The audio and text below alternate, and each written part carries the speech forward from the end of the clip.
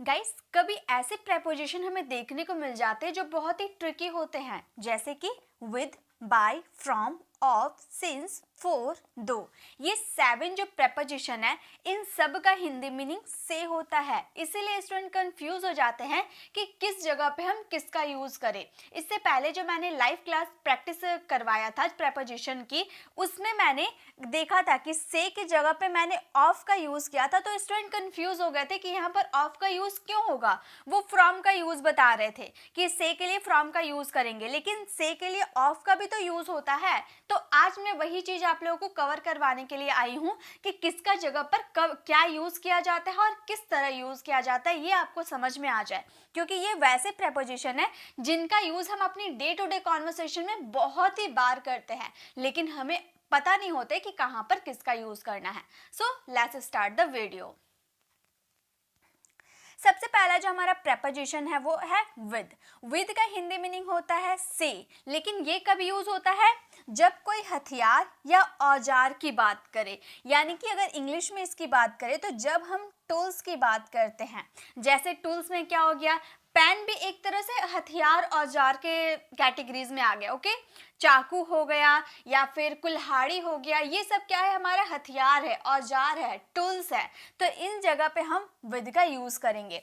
Example देखिए, मैंने pen से पत्र लिखा, तो यहाँ पे से आ रहा ना, आपके सेंटेंस में से आ रहा है, लेकिन यहाँ पर आप पेन से लिख रहे हैं, यानी कि किसी टूल्स की बात आप कर रहे हो। तो इस सेंटेंसेस में आपको विद का यूज करना है। तो इस सेंटेंसेस को आप बोलोगे I wrote a letter with the pen, ठीक है। तो यहाँ पे हमारा सेंटेंस क्या था, किसी टूल से लिखने की बात कर रहे थे। यहाँ जो पेन है ये एक तरह से टूल्स है, तो इसीलिए हम लोगों ने यहाँ पर विद का यूज किया। I wrote a letter with the pen. देखिए, मैं यहाँ पर हमेशा जो भी मैं लेकर आती हूँ, जो भी वीडियो रहते हैं, उसमें मैं 2 सेंटेंसेस आपको देती हूँ। 2 सेंटेंसेस देने के पीछे एक रीजन होता है। पहला सेंटेंस तो मैं आपको ट्रांसलेट करके बता दूंगी कि उसका यूज कैसे करना है, और सेकेंड सेंटेंस आप लोगों के लिए रहता है कि आप उसकी प्रैक्टिस कर पाए, आप खुद से बनाकर प्रैक्टिस कर पाए। तो बताइए, तो इसकी क्या होगी, मैं सब्जी चाकू से काटता हूं, तो चाकू जो यहाँ पर सब्जी काट रही है ये लेडी, तो ये चाकू क्या है, ये हमारा टूल्स है ना, ये जो चाकू है ये भी हमारा टूल्स है।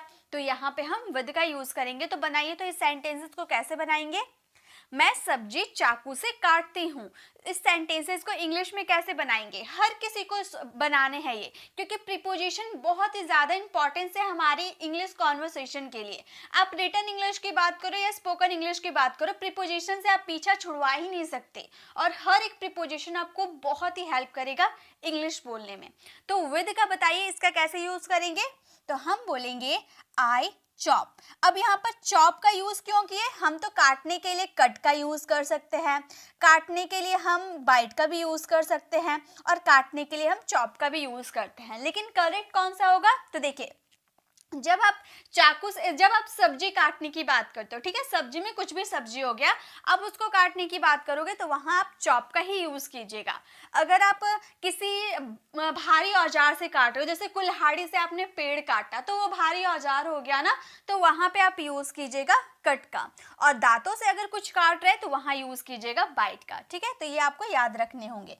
तो हम बोलेंगे आई चॉप वेजिटेबल्स, सब्जी काट रहे हैं ना, यानी कि वेजिटेबल्स विद नाइफ। मैं सब्जी चाकू, सॉरी नाइफ मैंने यहाँ पर नो मैं लिख रही हूँ, नाइफ होगा। तो यह हमारा सेंटेंस हो गया, I chop vegetables with knife, मैं सब्जी चाकू से काटती हूँ। तो ये आपको क्लियर हो गए। चलिए नेक्स्ट यूजेस देखते हैं से के। तो अब यूज करेंगे बाय के सेंस में। हम से का यूज कब करेंगे, जब हम यात्रा की बात करेंगे, जब हम किसी व्हीकल की बात करेंगे, तो वहां पे हम यूज करेंगे बाय का। ओके, ये तो मैंने बहुत बार आपको क्लियर करवाया है, फिर भी मैं आपको बता देती हूँ। जैसे एग्जांपल है हमारा, मैं कोलकाता ट्रेन से गई। ट्रेन क्या है हमारा, एक यात्रा करने का साधन है, वाहन है, व्हीकल है, ठीक है। तो यहाँ पे हम बाय का यूज करेंगे। हमारा सेंटेंस में से आ रहा ना, लेकिन ये हमारा यात्रा करने का, यानी कि ट्रैवल करने का साधन है ट्रेन, इसीलिए यहाँ पर बाय का यूज करेंगे। तो हमारा सेंटेंस हो जाएगा, I went to Kolkata, I went to Kolkata by train, मैं ट्रेन से कोलकाता गई, I went to Kolkata by train. Okay, next है मैं कार से ऑफिस जाता हूँ, तो यहाँ भी से आ रहा, और कार आपका एक व्हीकल है, यात्रा करने का साधन है। तो बताइए तो क्या होगा, मैं कार से ऑफिस जाता हूँ, इसकी इंग्लिश क्या बनेगी बताइए तो इसके इंग्लिश फटाफट आपको बताने हैं, ठीक है। तो हम इसकी इंग्लिश बोलेंगे I go to office, I go to office by car. देखिए यहाँ पर आपको मैं सेकंड सेंटेंस जो बोल रही हूँ ना, आपको ही बनाने हैं। देखिए अगर आप ये वीडियो को क्लिक किए हो देखने के लिए, कुछ सीखने के लिए, तो आपको बनाते हुए चलना है ताकि आप कुछ सीख सको। अब वीडियो को क्लिक किए हैं, सिर्फ देखे जा रहे हैं, इससे आप कुछ सीख तो नहीं पाओगे। तो सीखना है तो आपको प्रैक्टिस करना होगा, मेरे साथ बनाते हुए चलना होगा। देखिए 100% आपको ये कॉन्सेप्ट क्लियर हो जाएगा इस वीडियो को देखने के बाद। ओके, चलिए आगे देखते हैं। अब हम बात करेंगे ऑफ का, ओ डबल एफ। देखिए ऑफ भी दो तरह का होता है, एक ओ एफ होता है और एक ओ डबल एफ होता है। तो ओ एफ का यूज होता है जब का के की वाला सेंटेंस बोलते हैं ना, तो जैसे टाई का प्राइस, तो वहां पर हम का यूज करते हैं ना, तो उसके लिए हम ऑफ का यूज कर सकते हैं। लेकिन ये ऑफ का यूज करेंगे से के सेंस में, गति के साथ अलग होना, यानी कि किसी चीज से अलग हो जाना, और मोशन के साथ, गति के साथ यानी कि मोशन के साथ कोई चीज अलग हो जाता है, तो वहां पे ऑफ का यूज करते हैं, ओ डबल एफ। एग्जाम्पल देखिए, पेड़ से आम गिरा, यहाँ पे आपको ये पेड़ दिख रहा है। देखिए यहाँ जो मैं बड़ा करके आपको दिखाती हूँ, यहाँ जो आपको ये पेड़ दिख रहा है ना, ये पेड़ अलग से है। मैंने जो यहाँ पर मैंगो लगाया है, ये सारा मैंने अलग अलग करके लगाया है, सारे अलग अलग मैंगो है, पहले से ये पेड़ में नहीं लगे हुए थे, मैंने अलग अलग इसे लगाया। यहाँ भी मैंगो है, यहाँ है, यहाँ है, ये सब मैंने अलग अलग आप लोगों को समझाने के लिए लगाया है, ताकि आपको ये समझ में आ जाए कि ये पेड़ से जो आम है ना, ये गिर रहा है नीचे। तो ये मैंने इतनी मेहनत जो की है, ये मैंने आप लोगों के लिए की है कि आप लोगों को ये ड्राइंग के थ्रू ये समझ में आ जाए कि ये वाला कैसे इसको समझना है। देखिए एग्जाम्पल, पेड़ से आम गिरा, तो यहाँ जो आपको आम दिख रहा ना, ये पेड़ पे पहले यहाँ पर रखा, यहाँ पर टंगा हुआ होगा, फिर यहाँ से धीरे धीरे अलग हुआ, तो ये टूट के अलग हो रहा, तो मोशन के साथ अलग हो रहा ना, अलग तो हो रहा, पेड़ से ये आम अलग हो रहा, लेकिन मोशन हो रहा, गति हो रहा इसमें, इसीलिए यहाँ पर ओ डबल एफ का यूज करेंगे, ठीक है। आई होप आपको समझ में आ गए। तो यहाँ पर मोशन हो रहा है, इसीलिए ऑफ का यूज करेंगे। पेड़ से आम गिरा, तो हम इस सेंटेंसेस को बोलेंगे द मैंगो, बोलेंगे the mango fell off, fell off, ठीक है। गिरना यानी कि फॉल, फॉल का सेकेंड फॉर्म फेल होता है, ओके। ऑफ द ट्री, तो इस तरह से इसके सेंटेंसेस को बनाया जाता है। अब आपको समझ में आ गया होगा ओ डबल एफ का यूज कब किया जाता है, जब कोई चीज मोशन के साथ अलग हो जाती है। नेक्स्ट है वो स्कूल से गया, तो देखिए पहले वो स्कूल के अंदर था, अब स्कूल को छोड़ रहा है और मोशन के साथ चल के स्कूल को छोड़ रहा ना, तो मोशन हो रहा। पहले ये स्कूल का अंदर था, अब यहाँ से चलते चलते आया, अब स्कूल से ये अलग हो रहा, लेकिन मोशन हो रहा है। तो बताइए तो इस सेंटेंसेस को कैसे बनाएंगे, वह स्कूल से गया, इस सेंटेंसेस को कैसे बनाएंगे, बहुत ही इजी है, हर स्टूडेंट को समझ में आ जाएगा अगर मेरी बातों को आप ध्यान से सुनते हो। और वीडियो को अगर समझ में आ गया ना, आपको ये सारे प्रपोजिशन समझ में आ गया, तो वीडियो के एंड में आप कमेंट करके जरूर जाना कि मैम आपकी पढ़ाया हुआ तरीका हमें समझ आ गया, बिल्कुल कमेंट करके जाइएगा। तो देखिए इस सेंटेंसेस को बोलेंगे he went of the school, he went of the school. तो ये आपको समझ में आ गया ना, कोई चीज मोशन के साथ अलग हो जाती है तो वहां पर ऑफ का यूज करेंगे, he went of the school. Okay, चलिए नेक्स्ट देखते हैं। सो हमारा नेक्स्ट है सिंस। सिंस का यूज करते हैं से जब हम पॉइंट ऑफ टाइम की बात करते हैं, और इसका यूज हम कब करते हैं, जब हम परफेक्ट कॉन्टिन्यूस की बात करते हैं, राइट। परफेक्ट कॉन्टिन्यूस की बात करते हैं तो इसका यूज बहुत ही ज्यादा होता है, बहुत ही ज्यादा क्या होता ही है, ठीक है। जब पॉइंट ऑफ टाइम यानी कि फिक्स टाइम, मैंने बोला कि मैं आपको सुबह मिलूंगी, तो सुबह मैंने बता दिया ना कि मैं फिक्स टाइम पे सुबह ही मिलूंगी। मैंने बोल दिया कि मैं आपसे 2 बजे मिलूंगी, तो 2 बजे ही मिलूंगी। मैंने आपको एक पॉइंट ऑफ टाइम, एक फिक्स्ड टाइम मैंने बता दिया, तो वहां पर सिंस का यूज करेंगे। जैसे मैं सुबह से खेल रहा हूं, अब इससे मैंने पूछा कि तुम क्या कर रहे थे, तो ये बोला मैं सुबह से खेल रहा हूं, तो उसने मुझे बता दिया कब से खेल रहा है, सुबह से खेल रहा है, एक पॉइंट बता दिया। दिया, एक एग्जैक्ट टाइम बता दिया, ठीक है। तो इस सेंटेंसेस को बोलेंगे आई हैव बीन, एकदम हमारा प्रेजेंट परफेक्ट कॉन्टिन्यूअस को फॉलो करेंगे। I have been playing, I have been playing since morning, मैं सुबह से खेल रहा हूँ। I have playing since morning, okay. तो इस तरह से इसके सेंटेंसेस को बनाएंगे। या फिर मैं सुबह से क्रिकेट खेल रहा हूँ, I have been playing cricket since morning, okay. Cricket की बात करोगे तो आपको यहाँ पे क्रिकेट का यूज करना होगा वर्ब के फोर्थ फॉर्म के बाद, ओके। वे लोग बचपन से अंग्रेजी बोल रहे हैं, तो बताइए तो इसकी इंग्लिश क्या बनेगी। वे लोग बचपन से अंग्रेजी बोल रहे हैं, इसकी इंग्लिश क्या बनेगी। जल्दी आपको बनाने हैं, सभी को बनाने हैं, तभी आपकी प्रैक्टिस हो पाएगी। तो इस सेंटेंसेस को हम बोलेंगे they have been speaking. Speak बोला यानी कि स्पीक होता है, स्पीक का फोर्थ फॉर्म स्पीकिंग होता है। स्पीकिंग इंग्लिश कब से, बचपन से, यानी कि सिंस चाइल्डहुड, बचपन को हम चाइल्डहुड बोलते हैं, ओके। तो हमारा सेंटेंस हो गया they have been speaking English since childhood. आप अपने आंसर मैच कर लीजिए, क्या आपका सही है। सही है तो यस लिखिए, क्या आपका सेंटेंस सही है, ठीक है। चलिए आगे बढ़ते हैं। अब है हमारा फ्रॉम। अब हम फ्रॉम का यूज करेंगे से के सेंस में। ये तो हम बहुत ही ज्यादा यूज करते हैं ना, और ये दो कंडीशन में यूज होता है, ठीक है। जब कोई चीज किसी चीज से अलग होती है, या फिर हम किसी चीज, हम डिजीज की बात करेंगे, यानी कि कोई बीमारी की बात करेंगे, तो फ्रॉम का यूज करेंगे। अब अलग होती है, मैम आपने ऑफ में बताया तो कि अलग होती है, बिल्कुल ऑफ या फ्रॉम किसी का भी आप यूज कर सकते हो, ठीक है। ये आप याद रखिएगा, किसी चीज से अलग होना में उसमें दो प्रेपोजिशन का यूज होता है, ओ डबल एफ या फिर फ्रॉम। तो वहां पे मैंने जो प्रैक्टिस क्लास करवाया था, उसमें मैंने ओ डबल एफ का यूज किया था, तो आप लोग कंफ्यूज हो गए थे ना। अब आपको याद आया कि मैंने क्यों करवाया था, क्योंकि गति के साथ अगर कोई चीज अलग होती है तो फ्रॉम के साथ साथ ऑफ का भी यूज हम कर सकते हैं, ओके।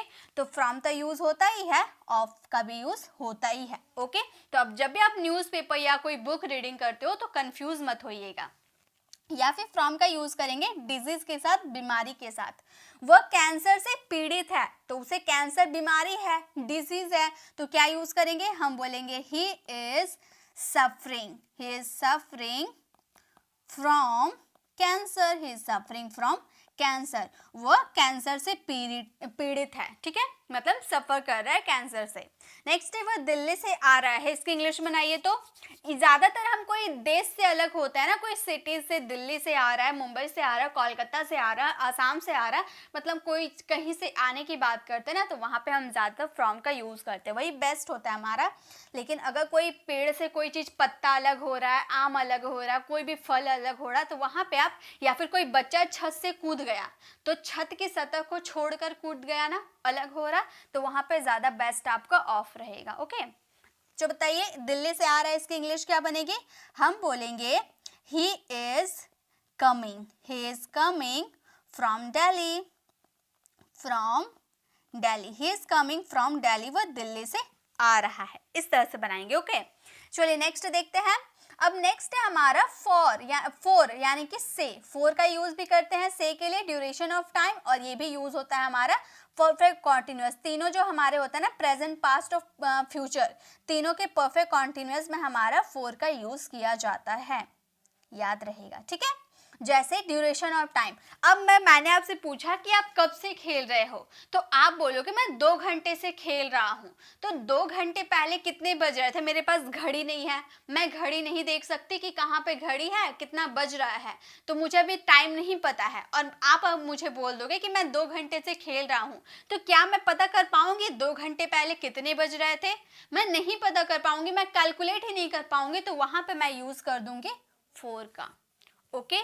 जब मैं कुछ कैलकुलेट नहीं कर पाऊंगी कि कितने बजे से मैं खेल रही हूँ या कितना नहीं, तो वहां पे हम डायरेक्टली 4 का यूज कर देंगे, जब हमें कैलकुलेशन नहीं पता होगी, ओके। इस तरह से आप समझ सकते हो। हम लोग 5 सालों से ये किताब लिख रहे हैं, तो 5 साल पहले कौन सा ईयर चल रहा था ये हमें नहीं पता है। अचानक किसी ने पूछ दिया, हड़बड़ी में मुझे याद ही नहीं आ रहा कि कौन सा ईयर से मैं लिख रही हूँ किताब, इसलिए मैंने हड़बड़ी में 4 लगा दिया, तो हमारा सेंटेंस करेक्ट हो गया। तो इस सेंटेंसेस को हम बोलेंगे we have been writing. We have been writing this book. We have been writing this book for 5 years. 4 लगाएंगे, क्यों? क्योंकि हम कैलकुलेट नहीं कर पाएंगे ना कि 5 साल पहले कौन सा ईयर चल रहा था. ओके, नेक्स्ट है वह 2 घंटे से मेरा इंतजार कर रहा है. इसकी इंग्लिश क्या बनेगी? फटाफट आपको बनाने हैं. वह 2 घंटे से मेरा इंतजार कर रहा है, इसकी इंग्लिश क्या बनेगी? जल्दी से बताइए. वह 2 घंटे से मेरा इंतजार कर रहा है, इसकी इंग्लिश क्या बनाएंगे? आपको बनाते हुए चलना है. हम बोलेंगे, ये भी हमारा कॉन्टिन्यूअस टेंस है ना, परफेक्ट कॉन्टिन्यूअस टेंस है. हम बोलेंगे he has been waiting. He has been waiting for me. He has been waiting for me. वो मेरा इंतजार कर रहा है कब से? 2 घंटे से. तो 2 घंटे पहले कितने बज रहे थे मुझे पता नहीं है, इसलिए मैंने वहां क्या लगा दिया? 2 hours. For 2 hours. 2 घंटा, यानी कि लगभग 2 घंटा से. ओके, चलिए आगे चल देखते हैं. और से का लास्ट हमारा यूजेस है थ्रू. थ्रू यानी कि कोई एक जगह से दूसरी जगह जाना. यहाँ पे हम यूज करते हैं थ्रू का. ओके, जैसे कि मान लीजिए ये एक पाइप है. ओके, अब यहाँ पर एक बेबी है, वो यहाँ से अंदर से जा रहा इधर आ रहा, मतलब इधर से इधर गया. उस सेंस में हम यूज करेंगे थ्रू का. वही सेंस में थ्रू का यूज किया जाता है. अब देखिए, सॉरी यहाँ पे गलत लिखा हुआ है. ठीक है, एक जगह से दूसरी जगह जाना, वहां पे हम थ्रू का यूज करते हैं. एग्जाम्पल देखिए, एक कार टनल से गया, तो यहाँ भी से आया ना. लेकिन टनल कैसा होता है? एक ऐसा सा बंद गुफा जैसा एक टनल होता है ना. एक टनल ऐसे होता है ना. मान लीजिए, रुकिए मैं अच्छे से बता देती हूँ. मान लीजिए टनल, ये गलत है. ठीक है, मान लीजिए टनल एक ऐसा टनल है. ओके, टनल यानी कि जैसे गुफा जैसा होता है ना, वहां से अंदर ट्रेन अंदर से जाती है या फिर कार अंदर जाता है. और यहाँ पे एक कार है. अब कार क्या करेगी? टनल से इस पार से उस पार जाएगी. तो यही हम कहना चाहते हैं कि एक कार टनल से गया, तो यहाँ यूज करेंगे हम a car went. A car went through the tunnel. और यहाँ पर और एक चीज जो हमारा दिमाग खराब कर देता है, वो है अक्रॉस और थ्रू. ये हमारे बहुत ही ज़्यादा दिमाग खराब कर देते हैं, क्योंकि यहाँ से यहाँ जाने के सेंस में भी हम अक्रॉस का यूज़ करते हैं, और ये भी से का सेंस ही देता है. ठीक है, दोनों का यूज़ यहाँ से वहाँ जाने के लिए करते हैं.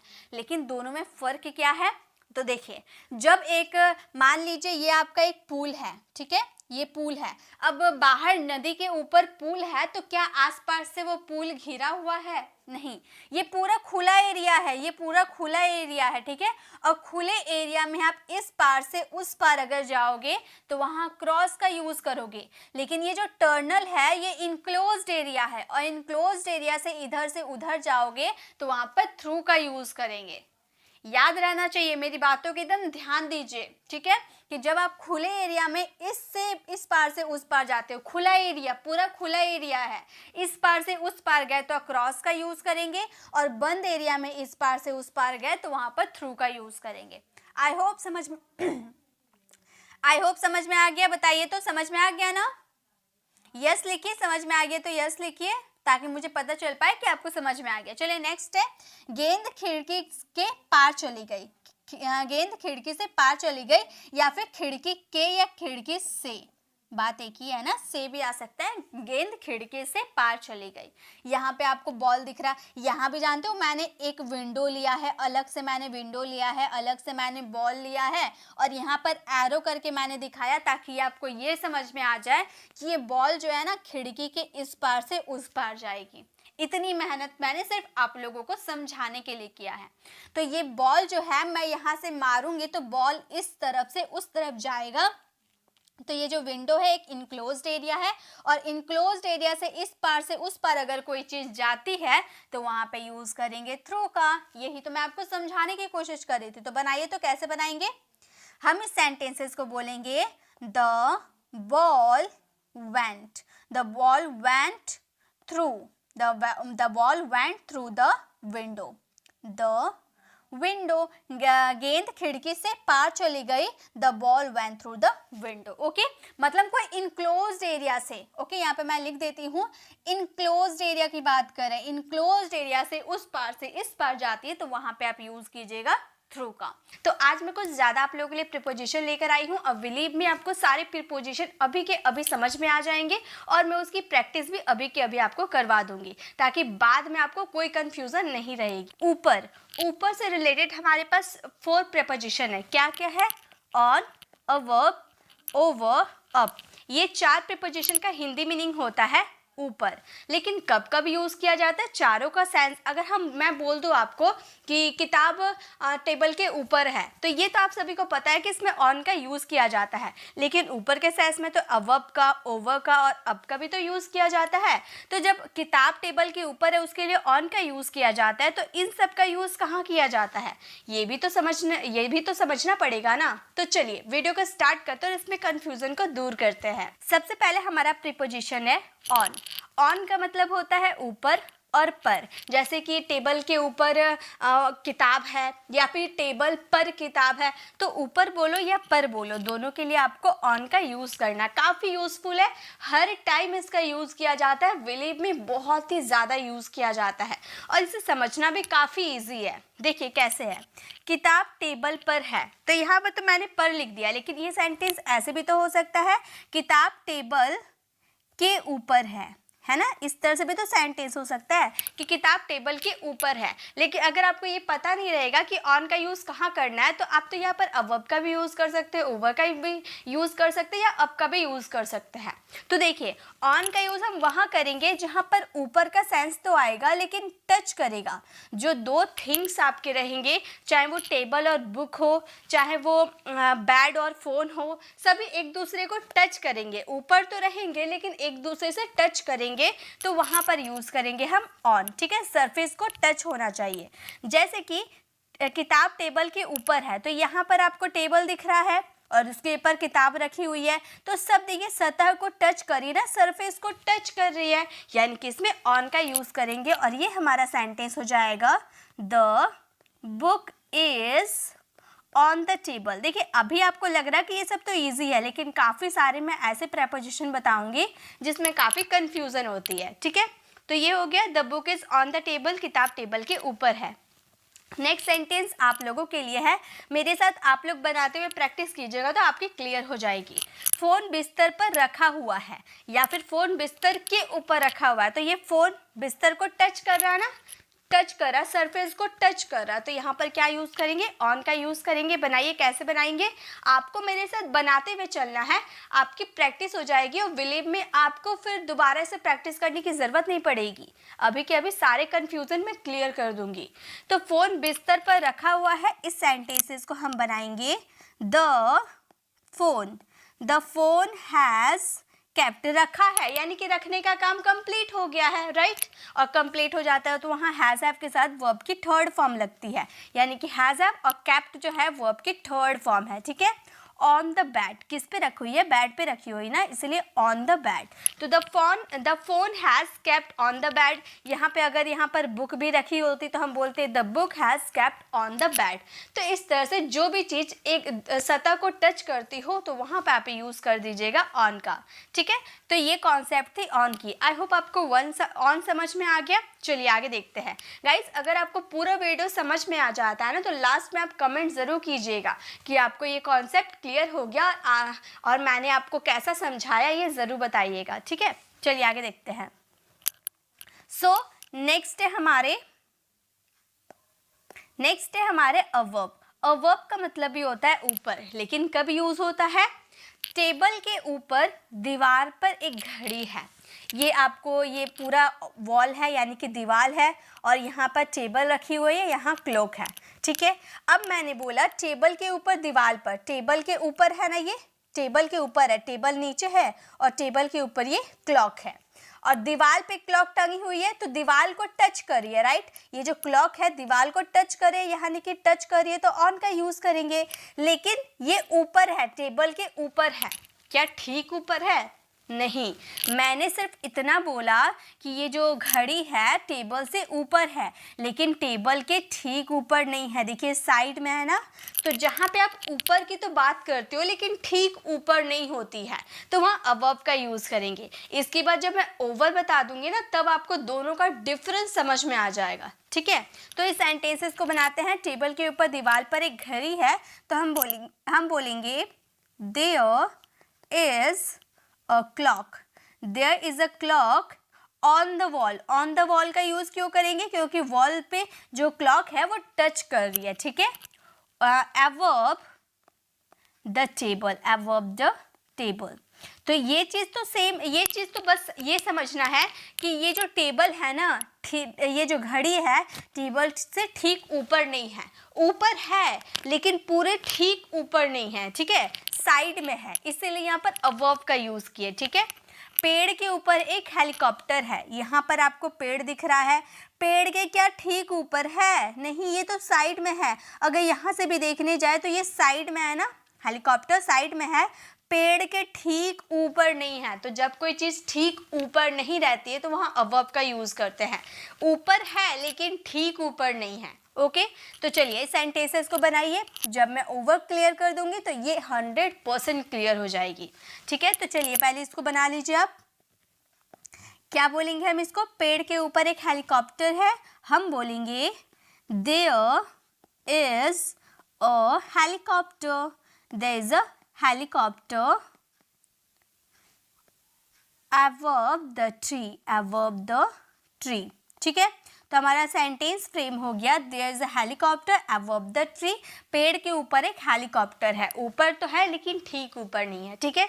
तो ये थोड़ी कंफ्यूजन है ना, चलिए ओवर क्लियर करती हूँ, ये भी क्लियर हो जाएंगे।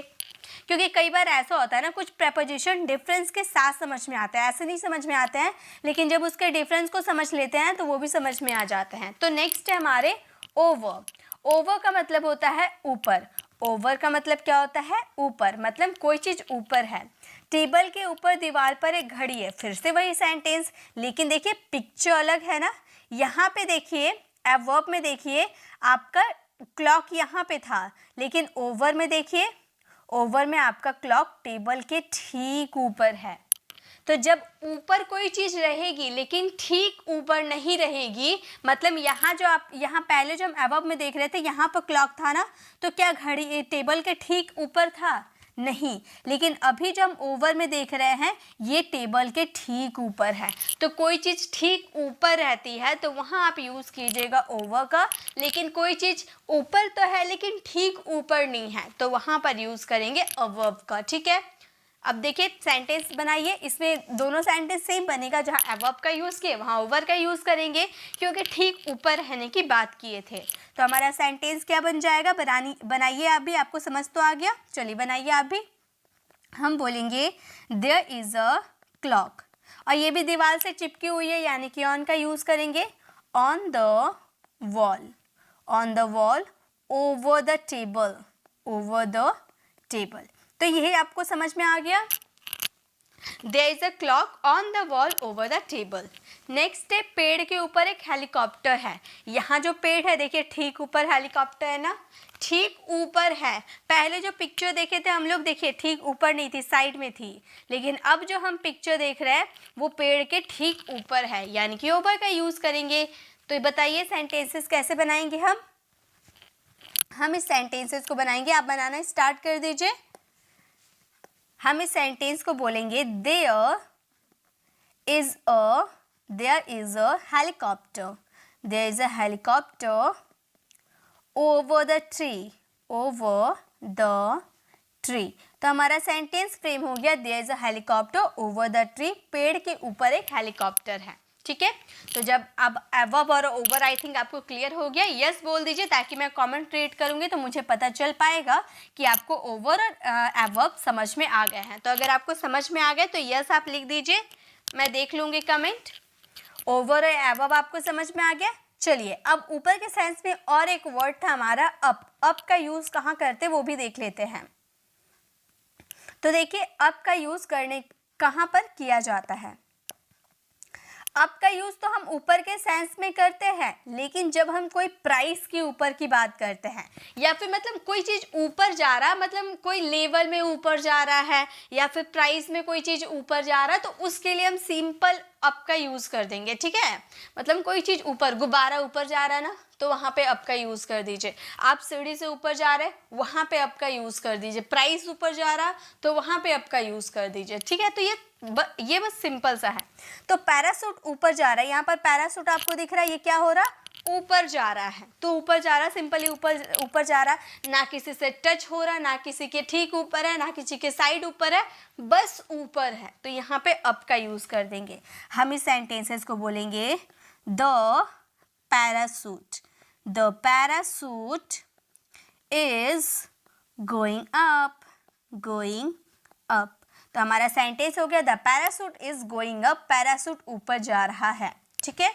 नेक्स्ट है कीमत ऊपर जा रही है। बताइए इसकी सेंटेंस क्या बनेगी। मतलब ये जो कपड़े वो खरीदने आई है ना, ये तो कपड़े का प्राइस ज़्यादा था, तो ये बोल रही है कि जो प्राइस है ना, कीमत है ना, ऊपर जा रही है। तो बताइए क्या होगा ऊपर जाने के लिए, प्राइस है, प्राइस सब्जी का दाम हो गया या फिर किसी चीज़ का भी कीमत हो गया, ऊपर जा रही है। तो हम इस सेंटेंसेस को बोलेंगे, the prices are going up, the prices are going up. Prices यानी कि कीमत ऊपर जा रही है, the prices are going up. तो ये हमारे थे अप यानी कि ऊपर। अब हम लोगों ने 4 प्रेपोजिशन कर लिए ऊपर के सेंस में, ऑन, एडवर्ब, ओवर और अप। चलिए इसकी पहले प्रैक्टिस कर लेते, साथ में सेंटेंसेस ले लेते, इसकी प्रैक्टिस कर लेते ताकि ये 100% क्लियर हो पाए। चलिए अब बारी हमारी प्रैक्टिस की। पहला सेंटेंस है नदी के ऊपर ब्रिज है। पहले आप इस सेंटेंस को बनाओ। आपको इस सेंटेंसेस में क्या लग रहा है, कौन सा प्रेपोजिशन यहाँ पर यूज होना चाहिए। 4 प्रेपोजिशन है ऊपर के लिए, लेकिन कौन सा प्रेपोजिशन यूज होगा, नदी के ऊपर ब्रिज है, यानी कि नीचे नदी है उसके ऊपर ब्रिज है। बताइए क्या यूज होगा। बहुत ही आसान है, अगर आप ध्यान दें तो बहुत ही आसान है। तो इस सेंटेंसेस में देखिए ऊपर, तो नदी के ठीक ऊपर ब्रिज होगी ना, साइड में तो नहीं होगा नदी का, साइड में तो ब्रिज नहीं होगा, नदी का ठीक ऊपर में ब्रिज होगा। जैसे कि यहाँ पे आपकी नदी बह रही है, यहाँ पे आपकी नदी बह रही है, तो इसके ठीक ऊपर में ब्रिज होगा ना, इससे साइड में तो होकर ब्रिज नहीं रहेगा, तो ठीक ऊपर है यानी कि ओवर का यूज करेंगे। हमारा इस सेंटेंस बन जाएगा देयर इज अ ब्रिज। अब ब्रिज और नदी एक दूसरे को टच भी कर रही है क्या, नहीं कर रही है, तो ऑन का भी यूज नहीं होगा और साइड में नहीं रहेगा। ये जो नदी है, नदी से साइड में तो ब्रिज नहीं रहेगा, तो एबव का भी यूज़ नहीं होगा। ये कोई कीमत वगैरह तो है नहीं जो ऊपर जा रहा है, उसमें भी अप का यूज़ नहीं होगा, तो बचा ओवर। ओवर का यूज़ किया जाता है ऊपर के सेंस में, वो भी ठीक ऊपर के सेंस में, ठीक है। ये हो गया। नेक्स्ट है रोहन टेबल के ऊपर बैठा हुआ है। बताइए टेबल यानी कि नॉर्मल जो हमारा टेबल होता है ना, इस तरह से, ठीक है, तो इस तरह से जो टेबल होता है उस पे, उसके ऊपर बैठा हुआ है। बताइए क्या बनाएंगे, रोहन टेबल के ऊपर बैठा हुआ है, तो हम इस सेंटेंसेस को कैसे बनाएंगे, हम इस सेंटेंसेस में लगाएंगे ऑन।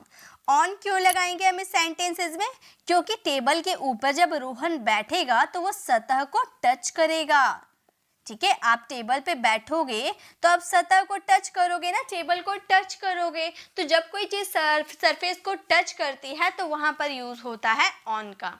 ओके, दाम बढ़ रहे हैं यानी कि प्राइस बढ़ रहे हैं, क्या हम बताएंगे। तो अभी हम लोगों ने देखा ना, कोई चीज़ प्राइस ऊपर जाती है या बढ़ती है, ठीक है, बढ़ रहे हैं या फिर ऊपर जा रहे हैं, बात तो एक ही है। बढ़ रहा मतलब ऊपर ही जा रहा ना, तो वहाँ पे अप का यूज़ करेंगे, तो हमारा सेंटेंस हो जाएगा the prices are going up, the prices are going up. Price मतलब दाम बढ़ रहे हैं, the prices are going up. तो ये हमारे थे 4 प्रेपोजिशन और हम लोगों ने 4 प्रेपोजिशन का यूज़ करना सीख लिया। क्लियर हो गया। एक बार यस बोल दीजिए कि ऊपर के सेंस में जो हम लोगों ने 4 प्रेपोजिशन सीखा वो आपको क्लियर हो गए। तब हम आगे बढ़ेंगे, आगे और क्या कन्फ्यूजन प्रेपोजिशन है वो देखेंगे, ठीक है। एक बार यस लिख दीजिएगा आप लोग अगर समझ में आ गया ऊपर वाला तो। चलिए आगे देखते हैं। नेक्स्ट देखिए हमारा, नेक्स्ट ऊपर हम लोगों ने देख लिया, अब हम लोग नीचे में भी वही दिक्कत आती है। ऊपर में तो सीख लिया हम, अब नीचे को छोड़ देंगे तो पता ही नहीं चलेगा। तो नीचे के लिए यूज होता है अंडर, बिलो, बीनीथ, डाउन, ठीक है। अब ये 4 प्रेपोजिशन सीखेंगे ओके, चलिए आगे नीचे देखते हैं। सबसे पहले हम देखेंगे अंडर का। अंडर का मतलब होता है नीचे। कोई चीज़ नीचे तो है लेकिन कवर्ड नहीं है, पूरी तरह से कवर्ड नहीं है, ठीक है। मतलब कोई चीज़ नीचे है। अब यहाँ पर आप बास्केट देख रहे हैं, यानी कि टोकरी देख रहे हैं।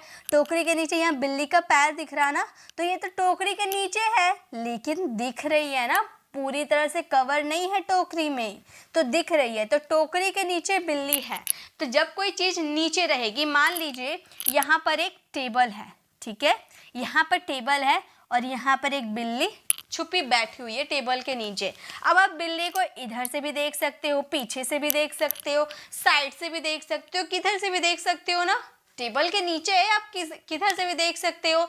तो जब कोई चीज़ नीचे रहती है, केवल नीचे रहेगी और आप सब तरफ से देख पाओगे उसको, ठीक है, सब तरफ से देख पाओगे, तो वहाँ पे हम यूज़ करेंगे अंडर का। देखिए कैसे सेंटेंस बनाएंगे। टोकरी के नीचे बिल्ली है, तो हम इस सेंटेंसेस को बोलेंगे there is a cat, there is a cat under the basket, under the basket, there is a cat under the basket, मतलब टोकरी के नीचे बिल्ली है, ठीक है। नेक्स्ट है वह मेरे नीचे काम करता है। तो ये जो लड़का है ना, मेरे नीचे काम करता है, यानी कि मान लो मैं बॉस हो गई और ये मेरा एम्प्लॉय हो गया, तो ये तो मेरे अंडर में काम करेगा ना, नीचे में काम करेगा।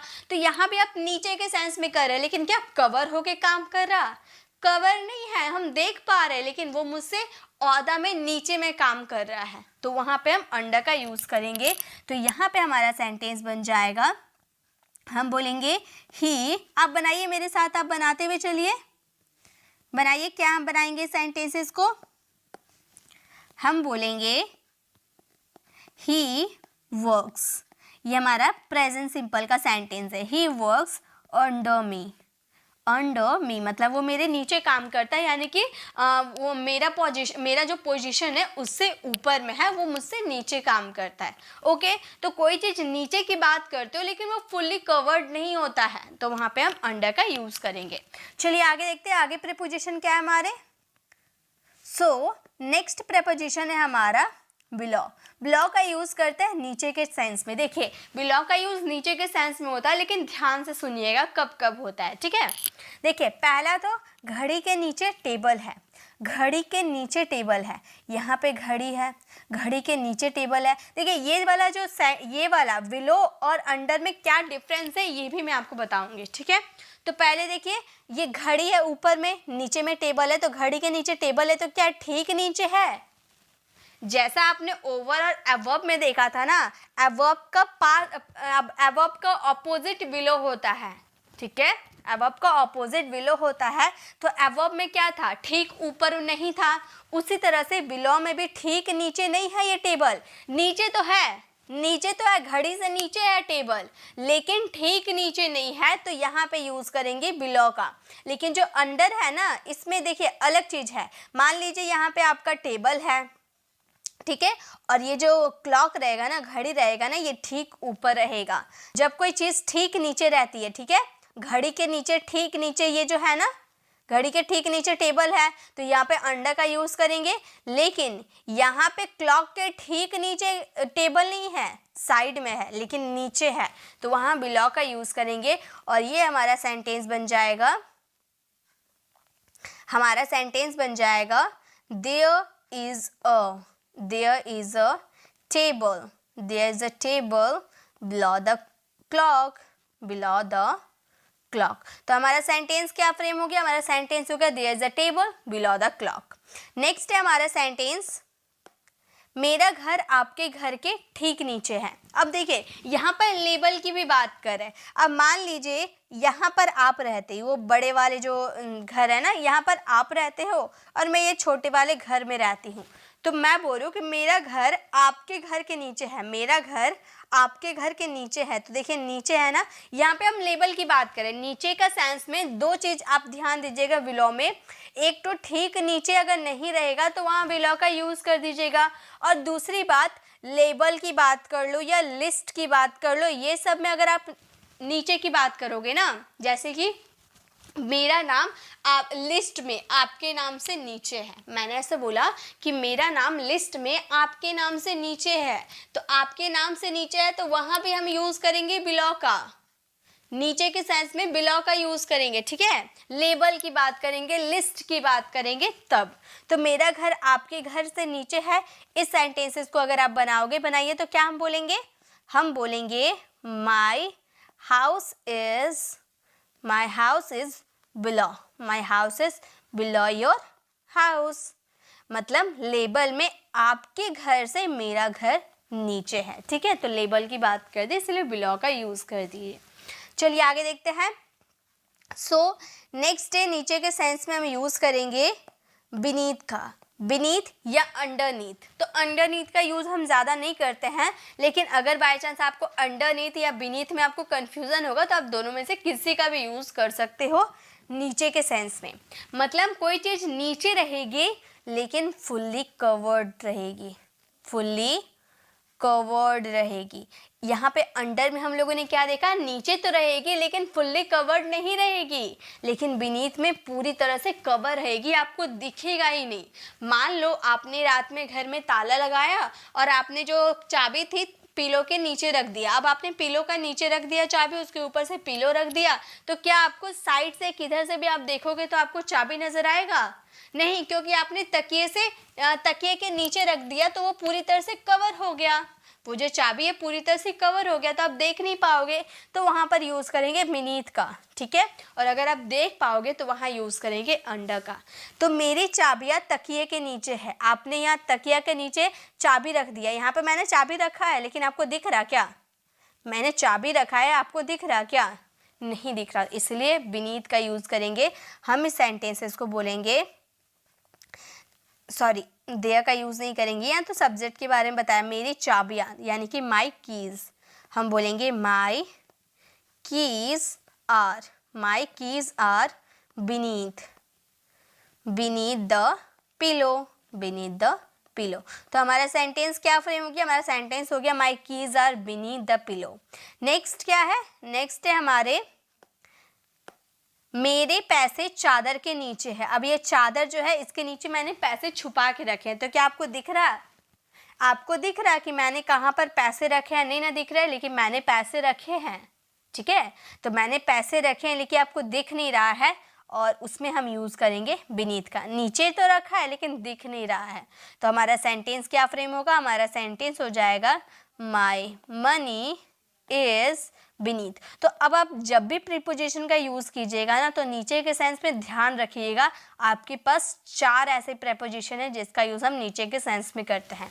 तो 3 आपको समझ में आ गए ना? लेबल या लिस्ट की बात करोगे और नीचे रहने की बात करोगे तो वहां पर बिलो का यूज करेंगे। अगर नीचे रहने की बात करते हो लेकिन फुल्ली तरह से कवर्ड नहीं हो, आप देख सकते हो उसको कि नीचे है, तो वहां पे हम यूज करेंगे अंडर का। लेकिन कोई चीज नीचे रहेगी लेकिन फुल्ली कवर्ड रहेगी, आप देख ही नहीं पाओगे उसको, तो वहां पर यूज करेंगे बीनीथ का। ओके, चलिए और एक बच गए हमारे नीचे के सेंस में।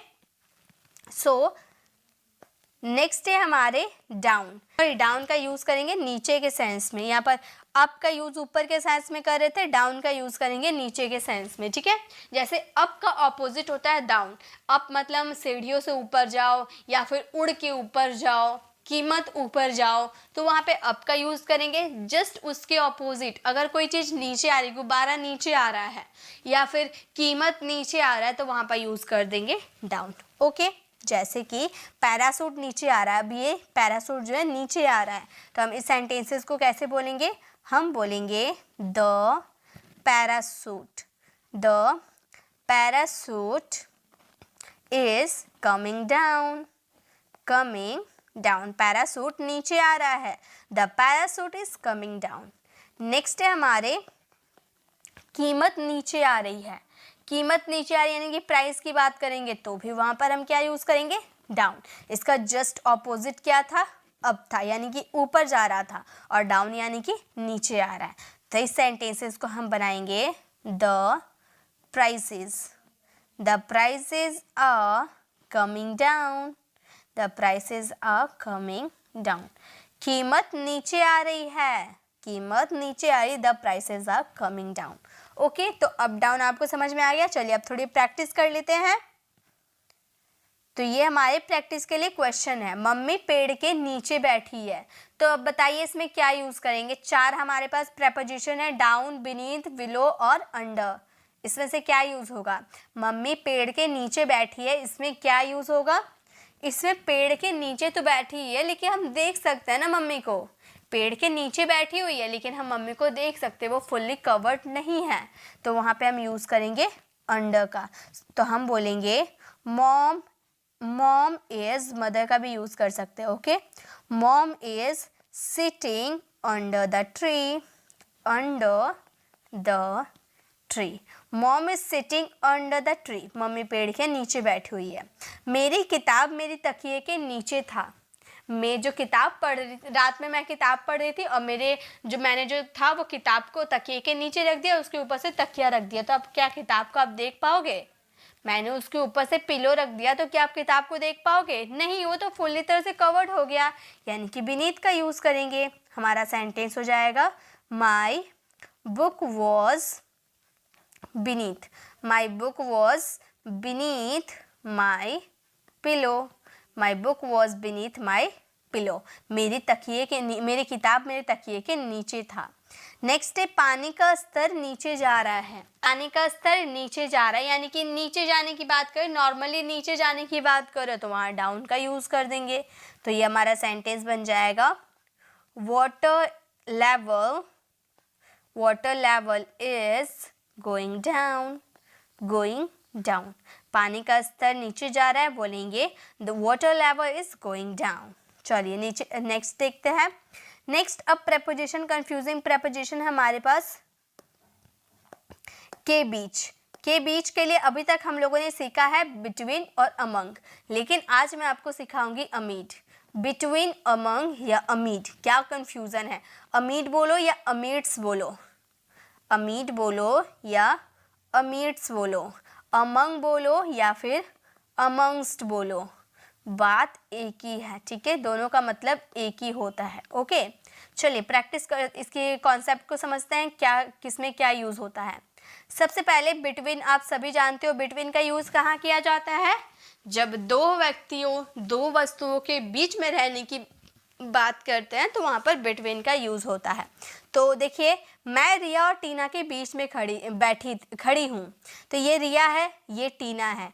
रिया टीना के बीच में मैं हूँ, तो दो लड़कियों के बीच में मैं हूँ, दो व्यक्तियों के बीच में मैं हूँ, यानी कि बिटवीन का यूज़ करेंगे। तो हम यहाँ बोलेंगे I am standing, I am standing between, I am standing between Riya and Tina, Riya and Tina. तो ये यहाँ पे अब हमारे नेक्स्ट है अमंगस्ट। अमंग या अमंगस्ट, बात एक ही है, के बीच, यानी कि दो से अधिक व्यक्ति या वस्तु के बीच में रहने की बात करते हो तो वहाँ अमंग का यूज़ करोगे। जैसे मैं बहुत सारी लड़कियों के बीच खड़ी हूँ, इतनी सारी लड़कियाँ, दो से अधिक है ना, उसके बीच में मैं खड़ी हूँ तो यहाँ पे हम बोलेंगे I am standing, I am standing among many girls, among many girls. तो जब आप दो से अधिक व्यक्ति या वस्तुओं के बीच में होंगे तो वहाँ पे आप यूज़ कीजिएगा अमंग का। ओके, बिल्ली बहुत सारे बॉक्सेस के बीच बैठी हुई है, क्या हम लगाएंगे बताइए। तो बिल्ली बहुत सारे बॉक्सेस के बीच बैठी हुई है। यहाँ पर बिल्ली है, देखिए यहाँ पर कितने सारे, दो से अधिक, यानी कि 5 यहाँ बॉक्सेस है। तो यहाँ पर क्या हो जाएगा, दो से अधिक रहता है तो वहाँ पे अमंग का यूज़ करते हैं। तो हमारा ये सेंटेंस हो जाएगा the cat is sitting, the cat is sitting among many boxes, many boxes। तो हमारा सेंटेंस हो गया the cat is sitting among many boxes, बिल्ली बहुत बक्सों के बीच बैठी है। तो जब दो से अधिक, दो वस्तु या व्यक्ति के बीच में रहने की बात करोगे तो बिटवीन, और दो से अधिक व्यक्ति या वस्तु के बीच में रहने की बात करोगे तो वहाँ पर अमंग का यूज़ करेंगे। अब अमीट क्या होता है, चलिए वो भी देख लेते हैं। अमीट का मतलब होता है के बीच, अमीट का मतलब होता है के बीच, लेकिन यहाँ पर सिचुएशन, परिस्थिति की बात करेंगे। आप परिस्थिति मतलब कोई प्रॉब्लम के बीच में आप फंस जाते हो ना, किसी ट्रैफिक के बीच में फंस जाते हो, वहां पर हम न वस्तु की बात कर रहे न व्यक्ति की बात कर रहे, ठीक है। न वस्तु 2 से अधिक है या 4 है 5 है, जितना भी नहीं है उससे हमें कोई मतलब नहीं है, ठीक है। यहाँ पे हम सिचुएशन की बात करें कि मैं कुछ समस्या के बीच में फंस गया था, ये सब आप कहना चाहते हो। जैसे कि मैं ट्रैफिक के बीच फंस गया था। अब ट्रैफिक के बीच कितने आदमी या क्या आप गिन पाओगे? नहीं, एक सिचुएशन आप दिखा रहे हो, एक कंडीशन आप दिखा रहे हो, अपनी परिस्थिति अपनी स्थिति को आप दर्शा रहे हो कि मैं ट्रैफिक के बीच फंस गई थी, ठीक है। तो यहाँ पे ना मैं व्यक्ति की बात कर रही हूँ और ना मैं 2 व्यक्ति की बात करी ना 5 व्यक्ति की बात करी। मैं वहाँ पर व्यक्ति की बात नहीं कर रही हूँ, पर्सन की बात नहीं कर रही हूँ, मैं यहाँ पर सिचुएशन कंडीशन की बात कर रही हूँ कि मैं ट्रैफिक के बीच फंस गई थी। तो यहाँ पे हम इस सेंटेंसेस को बोलेंगे आई एम। सॉरी पास्ट है ना, तो हम यहाँ पर एम का यूज़ नहीं वॉज का यूज़ करेंगे। I was stuck. स्टक का मतलब होता है फंस जाना। आई वॉज स्टक अमीट या फिर अमीट्स का यूज़ करेंगे द ट्रैफिक। ओके, तो जब कंडीशन या परिस्थिति में किसी चीज़ में फंस जाना यानी कि वहाँ पे अमीट का यूज़ करेंगे। देखिए मैं नेक्स्ट हम क्वेश्चन देखते हैं। मैं बुरी स्थिति के बीच फंस गया हूँ। अब बुरी स्थिति यानी कि कोई सिचुएशन कोई प्रॉब्लम आ गया उसमें आप फंस गए हैं, तो क्या आप यहाँ पर अमंग और बिटवीन का यूज़ कर पाओगे? के बीच तो आ रहा है लेकिन आपको समझ में आ रहा है यहाँ पर 2 व्यक्ति है या 2 से अधिक व्यक्ति है? नहीं समझ में आ रहा। तो यहाँ पे हम अमंग या फिर बिटवीन का यूज़ नहीं करेंगे, अमीट का यूज़ करेंगे क्योंकि यहाँ पर हम व्यक्ति की बात नहीं कर रहे हैं, सिचुएशन की बात कर रहे हैं। ओके, तो हम इस सेंटेंसेस को बोलेंगे आई एम स्टक।